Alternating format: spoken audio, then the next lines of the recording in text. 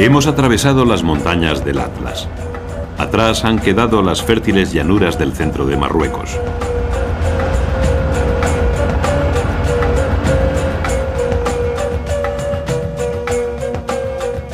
Nos adentramos ahora en un paisaje desnudo, monótono, en el que mires donde mires, lo único que encuentras es tierra.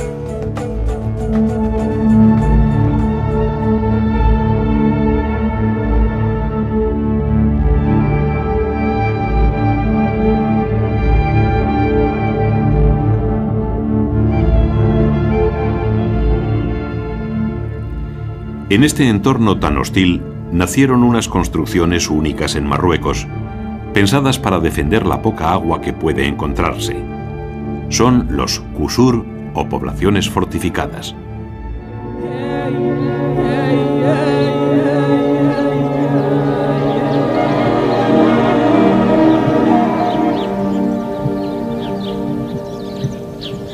Los qusur son el mejor exponente de la denominada arquitectura de tierra. A base de tierra y agua, las materias primas que más fácilmente pueden hallarse aquí, surgen estas impresionantes edificaciones cuyo color es similar al del suelo sobre el que se elevan. El inconveniente de estos edificios es su relativa fragilidad. El barro es un material poco duradero. Esto convierte a los qusur en monumentos efímeros, por lo que resulta difícil encontrar alguno en perfecto estado. Pero además, este tipo de arquitectura está pensada para proteger a sus habitantes de los rigores del clima. Las paredes de tierra con que están fabricados los qusur son un aislante perfecto que modera las temperaturas extremas del exterior.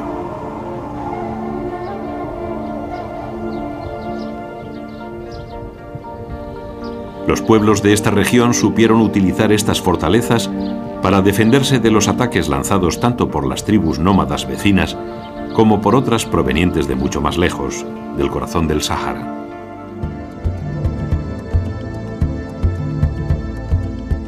Si tu intención es visitar el valle del Draa o el del Dades y sus edificios de arquitectura de tierra, lo mejor es iniciar el viaje en la ciudad de Ouarzazate.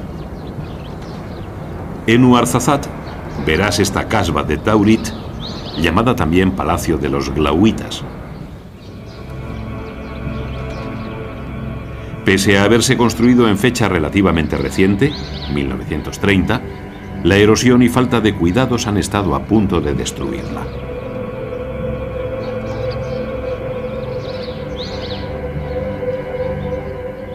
Para conservar estos monumentos de tierra se creó aquí una institución especializada, el Centro de Conservación y Rehabilitación del Patrimonio Cultural Atlásico y Subatlásico, dependiente del Ministerio de Cultura marroquí.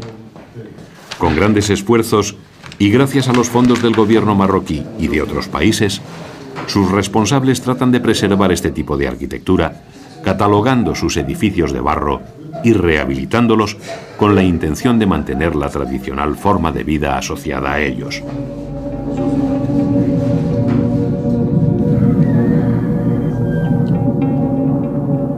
Este es el caso del granero fortificado de Irhem en Ugdal, que ha sido rehabilitado con la intención primordial de que no se pierda la utilidad que ha tenido desde siempre.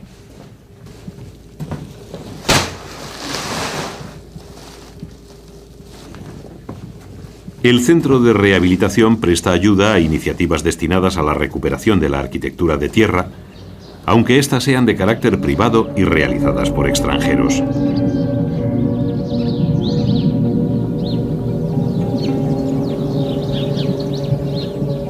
Es el caso de la labor que está realizando el gaditano Juan y su esposa Beatriz, que es portuguesa.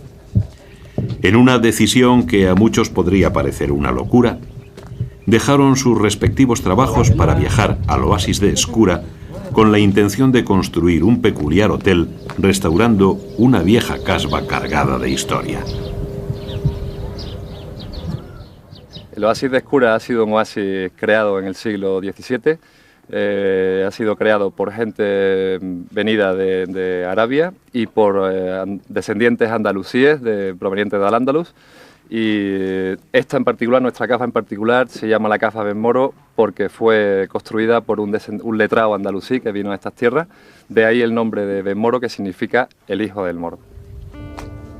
Más tarde, mientras paseamos por el oasis de Escura, recordamos sobre lo que nos ha contado Juan. Pensándolo bien, la historia nos parece increíble. ¿Cómo pudo ese tal Ben Moro dejar atrás España, una tierra rica y fértil, para llegar hasta este lugar donde por entonces no había nada más que unas cuantas palmeras? Si así lo hizo, debió de ser a la fuerza. Seguramente fue uno de los cientos de miles de moriscos expulsados de España a principios del siglo XVII. Parecía el final de una historia muy interesante.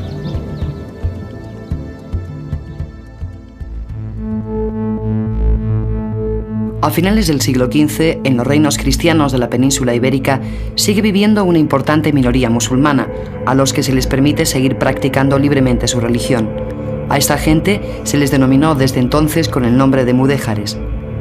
Esta situación de supuesta convivencia se mantuvo incluso tras la toma de Granada, el último reino musulmán en España.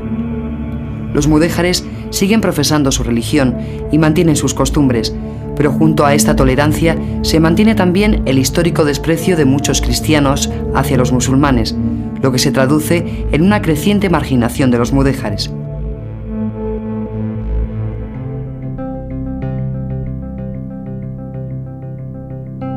Poco tiempo después de la conquista del reino nazarí de Granada, en esta plaza, Bib Rambla, el cardenal Cisneros ordenó la quema de miles de libros escritos en árabe. Este acto fue uno de tantos con los que se pretendía forzar a los mudéjares para que se convirtieran al cristianismo.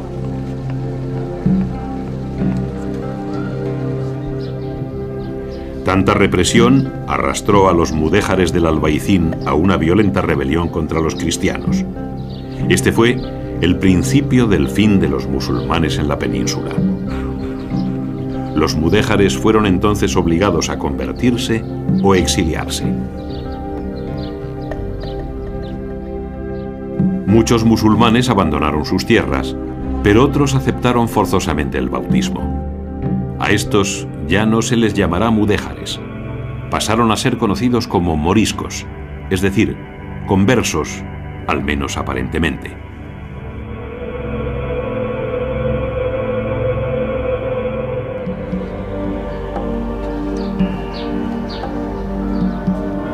Los moriscos vieron cómo en el corazón de la Alhambra era erigido el imponente palacio de Carlos V. ¿Qué sentido podía tener levantar un palacio como este en medio de un entorno tan diferente? Parece lógico pensar que el emperador quiso dejar clara constancia de que la cristiandad había derrotado por fin al Islam tras 8 siglos de lucha.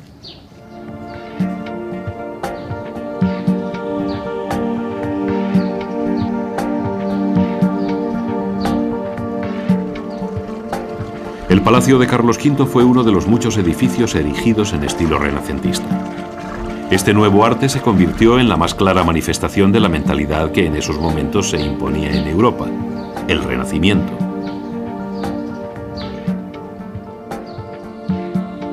Es esta también una etapa de profundos cambios sociales.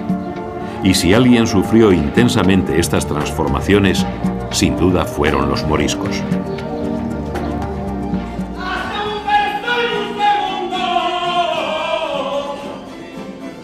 Nos encontramos en Adra. Este grupo de personas disfruta en una taberna, frente a un buen plato de jamón serrano, secado naturalmente en la Alpujarra. Cantan trovos, coplas que los cantantes improvisan alternándose. Esta costumbre, genuinamente alpujarreña, puede tener su origen en Al-Ándalus, donde se organizaban justas poéticas en las que los poetas competían entre sí, componiendo versos sobre la marcha.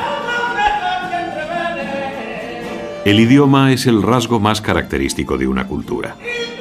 Mientras los moriscos habitaron la Alpujarra, no dejaron de hablar la lengua de sus antepasados, el árabe. Este idioma ha dejado una profunda huella en el castellano. Aceituna. Sí, Arroz. Arroz. Alcohol. Alcohol. Limón. Limón. El denominado legado lingüístico de Al-Ándalus consta de varios miles de palabras de origen árabe, muchas de las cuales han pasado a otros idiomas extranjeros a través de España.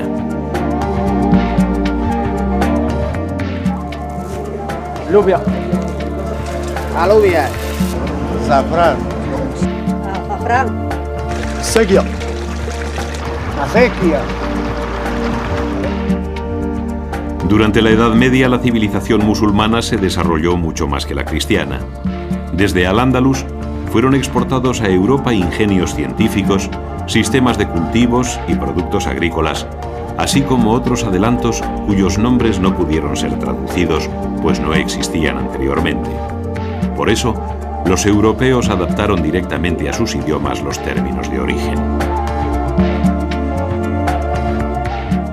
Arroba.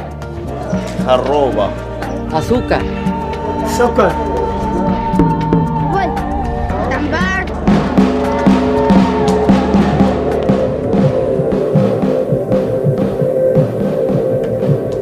A mitad del siglo XVI, los tambores de guerra estaban próximos a sonar.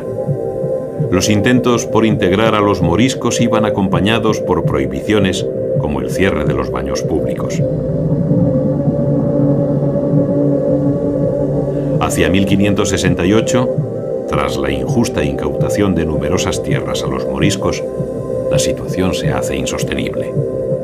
En las Navidades de 1568 tuvo lugar una reunión secreta en la que se decidió llamar a la sedición a todos los moriscos. La reunión pudo celebrarse en esta casa del albaicín, llamada de Aben Humeya. De aquella reunión salió elegido el jefe de los rebeldes.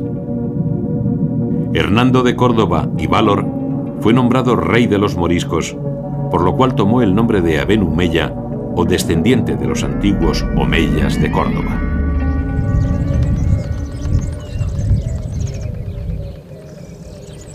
Pero si quieres conocer los escenarios de las revueltas moriscas, tendrás que dirigirte a la Alpujarra. En esta comarca montañosa y aislada, entre Sierra Nevada y la costa mediterránea, vivía un gran número de moriscos. Muchos, la mayoría, eran falsos conversos.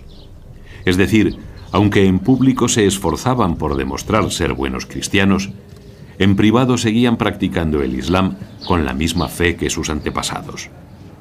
Esto hizo que la llamada a la rebelión fuera bien acogida en la Alpujarra y que esta comarca quedara durante casi 2 años en manos de los moriscos.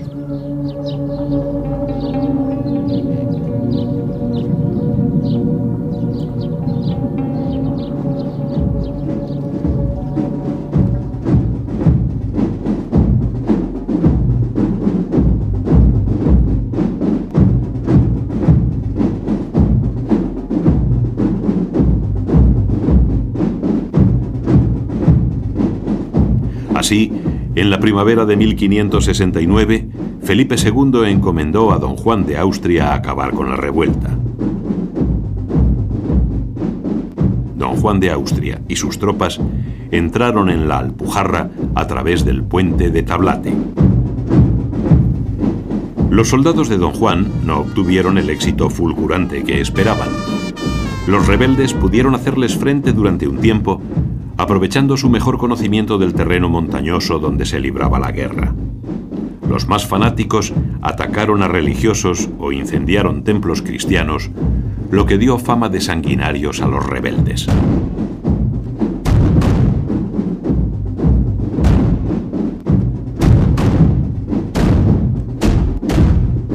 Como cada año, los habitantes de la localidad granadina de Béznar recuerdan la entrada de las tropas cristianas a la localidad en las fiestas de su patrona.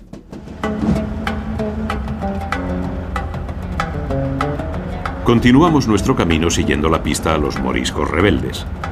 Encontramos una referencia a ellos en una novela de Ginés Pérez de Hita llamada Guerras Civiles de Granada. Este escritor recoge un episodio de la guerra acaecido en la localidad almeriense de Purchena. Hacia allí nos dirigimos.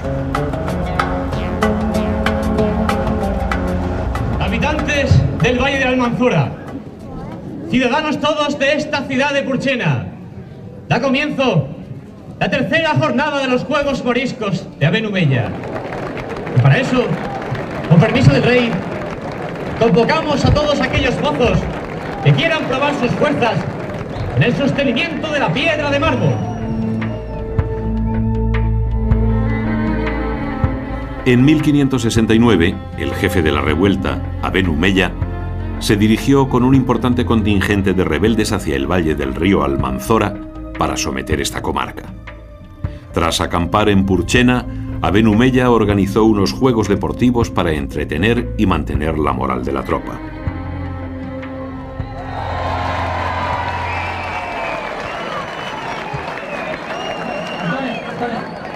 Estos juegos fueron recuperados hace unos años por el Ayuntamiento de Purchena. Durante 5 jornadas, en la Plaza Larga, tienen lugar diversas competiciones.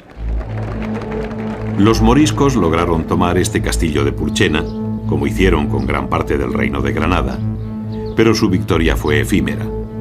Un factor que hizo fracasar la rebelión fueron las fuertes disensiones surgidas entre sus jefes que ocasionaron el asesinato de la mayor parte de sus cabecillas, entre ellos el mismo Abenumella, a manos de sus propios partidarios.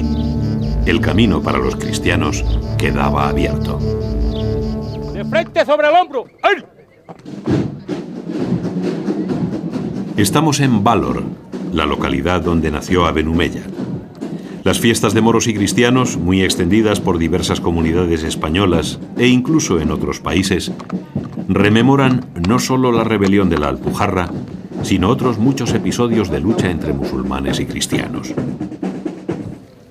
Ya la aurora despunta, del occidente se distinguen sus tibios resplandores y del hermoso sol, su luz ardiente viene dar vida a las gallardas flores. Y con su acento agusto y poderoso, atrás y más allá, dijo la muerte. Contemplar estas fiestas es todo un espectáculo. Los vecinos de Valor recrean básicamente un desembarco de piratas musulmanes en las costas granadinas. Estos ataques desde el mar reforzaron la resistencia morisca durante la Guerra de las Alpujarras. Pero la revuelta estaba destinada al fracaso. Tras casi 2 años de lucha, hacia noviembre de 1570, los moriscos habían sido completamente derrotados.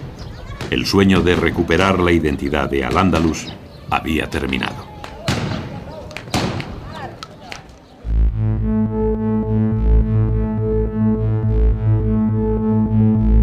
Tras la derrota, los 80.000 moriscos granadinos que no murieron o huyeron fueron desterrados a otros lugares de Castilla y Aragón. Sus casas y haciendas fueron ocupadas por repobladores cristianos. La dispersión no contribuyó a su integración, sino todo lo contrario. Allá donde llegaban eran mal recibidos. A su vez, los moriscos odiaban con mayor intensidad a los cristianos. A finales del siglo XVI, en Granada, un grupo de intelectuales moriscos ideó un plan para tratar de acercar ambas mentalidades.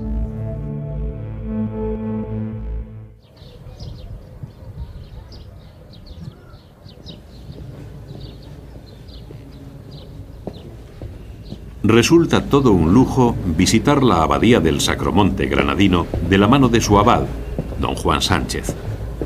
Nuestra intención es acercarnos a unos hechos que convulsionaron una vez más las relaciones entre moriscos y cristianos a finales del siglo XVI.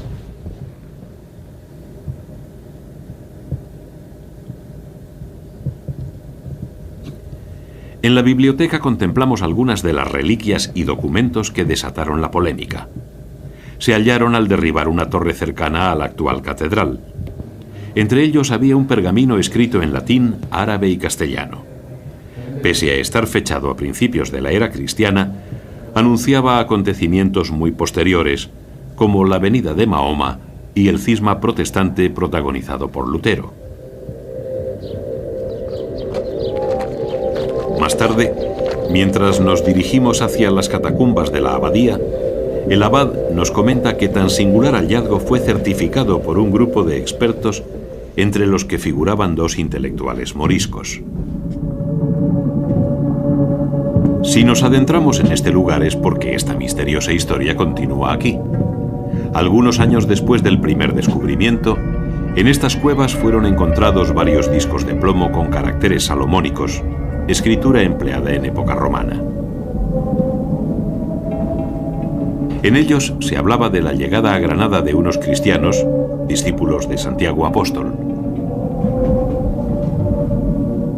Entre estos se encontraba San Cecilio.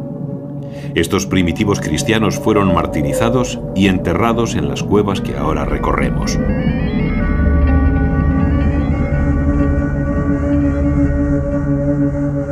Los discos se referían también a Santiago Apóstol como portador de un libro en árabe.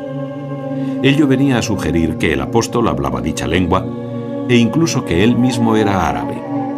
Al mismo tiempo, en los pergaminos, aparecía por todas partes la estrella de David, símbolo judío.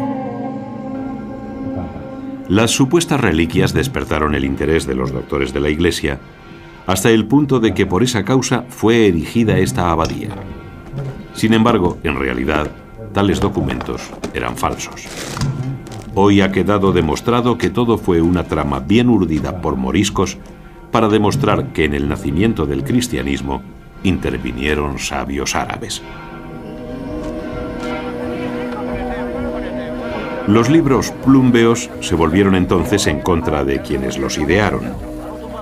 Los hallazgos se convirtieron en pretexto para dar fe de que allí donde habían reinado tanto tiempo los musulmanes, la presencia cristiana era mucho más antigua. Se despertó así un enorme fervor popular que sobrevive hoy en la romería del Sacromonte en honor de San Cecilio, uno de los mártires que se convirtió en patrón de Granada. A pesar de la astucia con que fue ideado, el plan terminó en fracaso. Al intento de conciliación siguieron unos años donde la convivencia se hizo cada vez más difícil.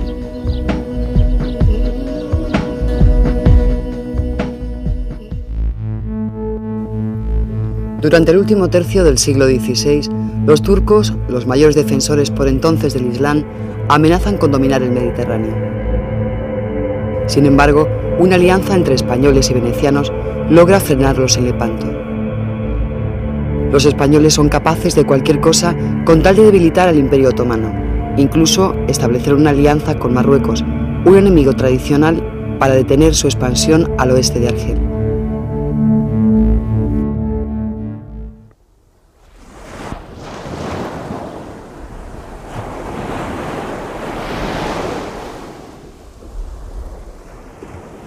En Marruecos, y poco después de la intentona frustrada de los libros plúmbeos, se inició un nuevo episodio de la historia de los moriscos, aunque ahora muy lejos de la península ibérica.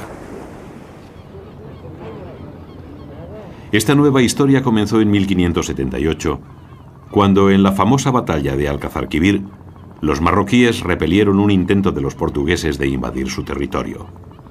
Tras la batalla, subió al trono marroquí el sultán Ahmad al-Mansur. Desde aquí iniciamos nuestro camino siguiendo los pasos de una impresionante expedición que organizó al-Mansur en 1590. A su mando iba Yaudar Pachá, un morisco granadino. Además de llevar tropas marroquíes, le acompañaban moriscos huidos de España tras la fracasada guerra de las Alpujarras. Yaudar tenía orden de conquistar el imperio Songhai, que se extendía por las márgenes del río Níger. Pero primero tenía que vencer al desierto. Tras cruzar la inmensidad del Sáhara, la mitad de los expedicionarios habían muerto.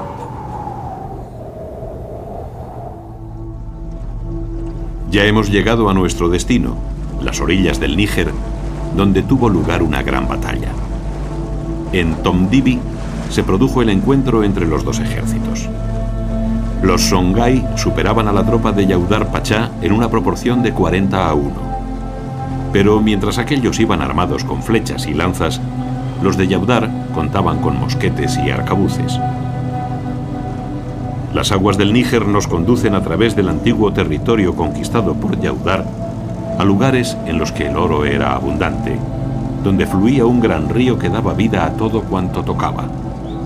En estos lugares pensó firmemente Yaudar en crear un nuevo Al-Ándalus del que él sería rey.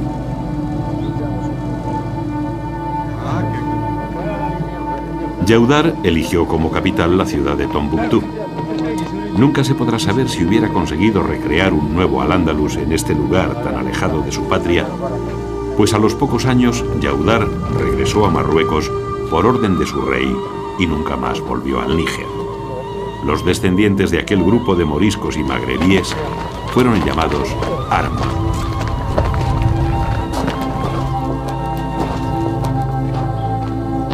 Uno de los rasgos más característicos de los Arma es la arquitectura de sus viviendas.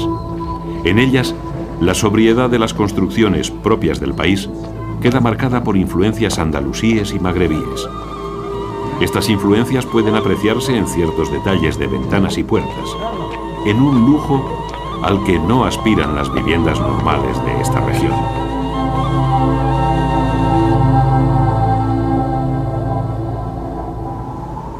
Con la desaparición de Yaudar Pachá, la idea de crear un nuevo Al-Ándalus fuera de la península se perdió para siempre.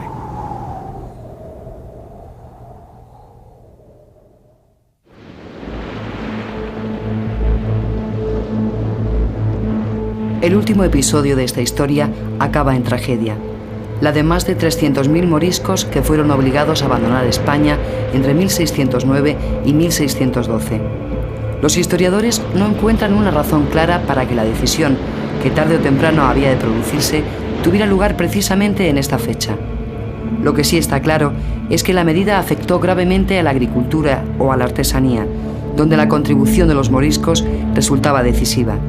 Muchos campos y talleres quedaron abandonados durante décadas.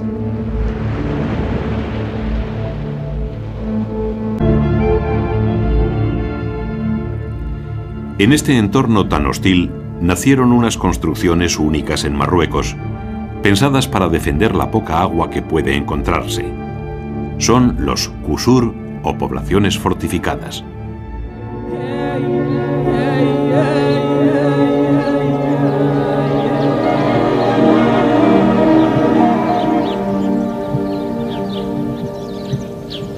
Los qusur son el mejor exponente de la denominada arquitectura de tierra. A base de tierra y agua, las materias primas que más fácilmente pueden hallarse aquí, hemos atravesado las montañas del Atlas. Atrás han quedado las fértiles llanuras del centro de Marruecos.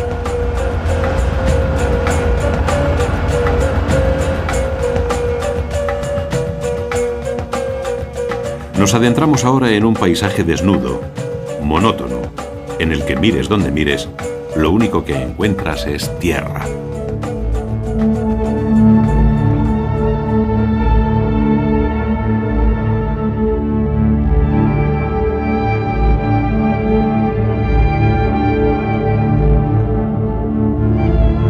Surgen estas impresionantes edificaciones cuyo color es similar al del suelo sobre el que se elevan.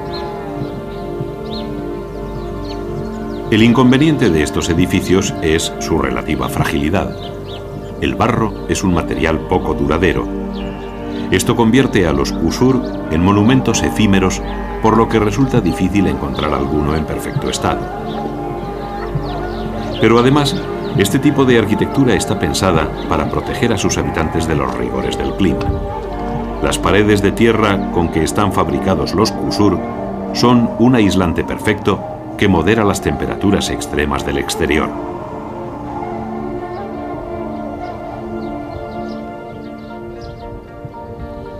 Los pueblos de esta región supieron utilizar estas fortalezas para defenderse de los ataques lanzados tanto por las tribus nómadas vecinas como por otras provenientes de mucho más lejos, del corazón del Sáhara.